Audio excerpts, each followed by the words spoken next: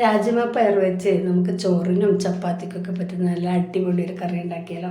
അതിനാൽ പയർ ഒന്ന് കുതിർത്ത് വെക്കണം. നല്ലപോലെ ഒന്ന് കുതിർന്നതിന് ശേഷം കഴുകി കുക്കറിലേക്ക് ഇട്ട് കൊടുക്കുന്നു. ഇത് 4-5 വിസിലിന് വേവിച്ചെടുക്കുന്നുണ്ട്. 4 വിസിലൊക്കെ മതിയാവുമായിരിക്കും. നല്ലപോലെ വെന്തിട്ടുണ്ട്. ഇനി ഒരു പാത്രത്തിൽ വെളിച്ചെണ്ണ ഒഴിച്ച് കടുകിട്ട് പൊട്ടിക്കുന്നു.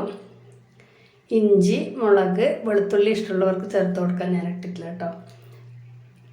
പിന്നെ സവാളയൊക്കെ ചേർത്ത് നല്ലപോലെ ഒന്ന് വഴറ്റിയെടുക്കുക. വഴന്ന് വരുമ്പോൾ പൊടികൾ ചേർത്ത് കൊടുക്കണം. മല്ലിപ്പൊടി, മുളക് പൊടി, മഞ്ഞൾപ്പൊടി ചേർത്ത് നല്ലപോലെ ഒന്ന് വഴറ്റി അതിന് ശേഷം ഒരു തക്കാളിയും കൂടെ ചേർത്ത് കൊടുക്കുന്നു.